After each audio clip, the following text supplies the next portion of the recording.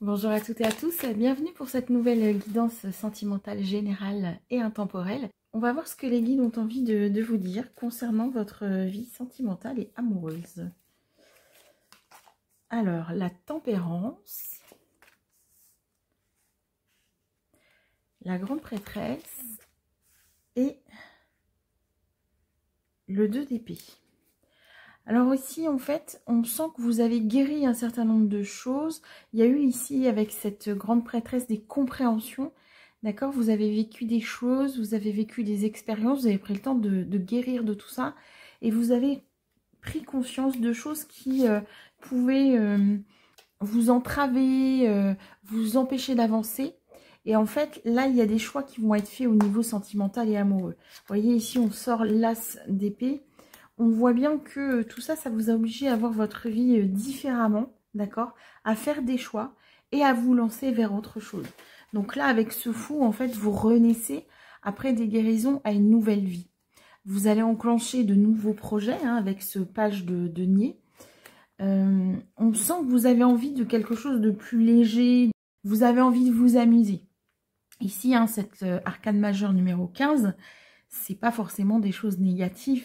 Peut-être aussi qu'au niveau sentimental, vous avez envie de plus de séduction, par exemple, tout simplement. Ici, le roi d'épée, il est dans la réflexion. Peut-être que vous avez envie de plaire, en fait, à ce roi d'épée. Ici, on voit avec le cavalier de coupe qu'il y a des messages sentimentaux, il y a des échanges, vous voyez. Et c'est peut-être quelqu'un que vous n'avez pas vu comme un potentiel amoureux ou une potentielle amoureuse. Peut-être aussi qu'il y avait un peu une forme de tension entre vous deux. Et finalement, vous voyez ici, avec ce 2 de coupe, vous allez arriver à la réalisation et au début d'une histoire amoureuse. Alors, le 7 d'épée, le 7 de denier et le 3 d'épée. Alors, peut-être aussi que c'est quelqu'un que vous croisez depuis longtemps. Et en fait, cette tension, c'est parce que vous n'aviez pas digéré une ancienne relation, d'accord? On voit ici avec ce 3 d'épée, ce cœur qui se brise, en fait, qui a été brisé. Et petit à petit, vous allez, avec la maturité, avec le temps, vous détacher, vous délester de cette histoire du passé. Alors, ça a mis du temps, mais on voit quand même dans votre tirage que la guérison, elle s'est opérée avec la tempérance. La justice, la mort et la lune. Alors ici, j'ai plusieurs possibilités. Soit vous avez enfin réussi à obtenir un jugement de divorce et pouf, ça vous permet de, même si ça a été un petit peu dur à digérer, ça vous permet de passer à autre chose. Soit en fait, cette mort, elle est, et ce renouveau, c'est symbolique. Donc avec cette lune, on est dans les choses cachées, dans les choses qui relèvent de l'inconscient, vous voyez, des choses comme ça. En tout cas, c'est des moments qui vous ont pris la tête. Cette guérison, elle n'a pas été facile. Ça a joué aussi sur votre physique. Et puis, cette illumination, cette compréhension que vous avez eue, elle vous permet, avec la roue de fortune, de passer à de nouvelles choses, à un nouveau cycle. Et là, vous avez tout à faire. Puisqu'avec le 2 de bâton, c'est comment j'imagine l'avenir. Le 3 de bâton, c'est « allez, c'est bon, je me lance ». Et en fait, ça va vous permettre de trouver votre roi de coupe, d'aller vers de l'amour. Je ressens ici aussi que vous avez appris à vous aimer, vous avez appris à faire preuve de compassion avec vous-même. Et c'est ça aussi qui vous permet de prendre un nouveau chemin, de se dire, bon, ok, peut-être que j'ai pas toujours fait les bons choix, mais bon, ça fait partie de la vie, c'est une expérience. Et par conséquent, maintenant, je décide d'avancer pour moi dans des relations qui me sont positives. On va continuer avec un petit Lenormand pour voir un petit peu ce que les guides ont envie de vous dire par rapport à votre avenir sentimental et amoureux. La cigogne, le serpent et les lys. En fait, ici, vous vous éloignez d'une illusion. Peut-être que finalement, vous aviez pris conscience que cette personne n'était pas celui ou celle que vous pensiez, d'accord? Ici, le lys, on a une espèce d'idée de noblesse. C'est peut-être quelqu'un que vous avez idéalisé, en fait. Et finalement, la personne n'était pas à la hauteur de vos espérances. La clé, la chance et l'ours. Et là, en fait, vous allez aller vers quelqu'un de beaucoup plus stable, d'accord? C'est un peu comme si la vie vous donnait une deuxième chance. Voilà, tu as compris que cette personne n'était pas faite pour toi, qu'il ou elle t'a vendu du rêve. Et là, aujourd'hui, en t'éloignant, on t'offre une nouvelle chance d'avancer. On retrouve ici la lune, l'ancrage et la montagne.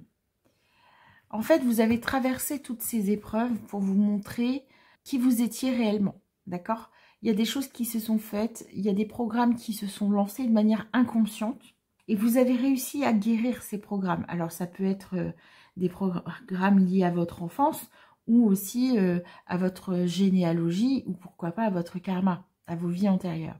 Et tout ça, en fait, vous avez réussi à force de... Je ne vais pas dire d'acharnement, mais de... Voilà, vous avez vraiment cherché à guérir de tout ça et à avancer. Alors, ça a été compliqué hein, par certains moments, mais en fait, vous avez réussi à dépasser tout ça. La maison, le bouquet et le renard. Donc, en laissant tout ça derrière vous, toutes ces manipulations, tous ces mensonges, en fait, vous allez pouvoir vous recentrer sur vous-même. Et c'est ça, en fait, le cadeau. Peut-être que vous avez perdu à un moment quelqu'un, d'accord, une relation sentimentale et amoureuse, mais ce que vous avez gagné dans cette opération-là, c'est de vous retrouver vous-même. Et en vous retrouvant, c'est comme ça, en fait, que vous allez pouvoir rencontrer l'amour. Alors, le jardin, l'arbre et le livre. Alors, cette personne-là, je vous disais, ça peut être quelqu'un que vous côtoyez depuis un moment et que vous n'aviez pas vu comme un potentiel amoureux ou une potentielle amoureuse. Ici, avec le jardin, ça renvoie à tout ce qui est sociabilité et le renard au travail. Donc, probablement que vous allez rencontrer cette personne par l'intermédiaire de quelqu'un du travail ou par votre travail. En tout cas, c'est une histoire où vous allez pouvoir planter vos racines. L'arbre, il est aussi lié à la famille, à la santé, à la généalogie. C'est pas forcément quelque chose où vous allez vous dire « Waouh, ça y est, j'ai rencontré l'homme de ma vie ». Vous allez peut-être même pas vous en rendre compte, d'accord? Ça va peut-être au départ être plus une histoire d'amitié ou des échanges avec quelqu'un, de se dire bah tiens, on va prendre un verre entre collègues ou des choses comme ça, et ça pourrait déboucher sur quelque chose de beaucoup plus agréable, on va dire, hein. Ici, les poissons, ça nous renvoie aussi à l'abondance. Il y a vraiment ce truc-là d'amitié, de quelque chose qui se fait, je ne vais pas dire à l'insu de votre plein gré, mais en tout cas, vous n'allez pas forcément voir la personne comme un potentiel ou une potentielle relation sentimentale et amoureuse. Allez, on va voir maintenant un message de guérison de l'Égypte ancienne. Je vais tirer 3 cartes. Alors, soit vous en choisissez une, soit vous écoutez les 3 et vous prenez les messages qui sont pour vous. Allez, carte numéro 1. Ré, le soleil à son zénith. Réalise à quel point tu brilles de l'intérieur. Ressens le désir, la chaleur et la force qui t'anime. Deuxième carte. L'huile de lotus, l'onction royale. Contacte intérieurement ta lignée royale. Ressens la grandeur, la force, la majesté et agis à partir de cette partie précieuse de ton être. Vous voyez, tout à l'heure, je vous disais, en vivant toutes ces expériences, vous vous êtes trouvés, vous vous êtes retrouvés. Et ici, avec l'huile de lotus, c'est vraiment cette idée qu'on retrouve. Troisième carte, le ménate, la fécondité. Collier de perles porté par Hathor, j'apporte la fécondité et la protection. Je suis là pour t'accompagner dans toutes tes créations.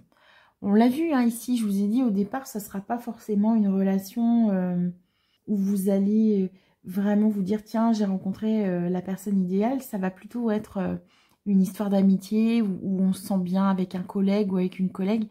Et c'est aussi là qu'on va se mettre à créer quelque chose.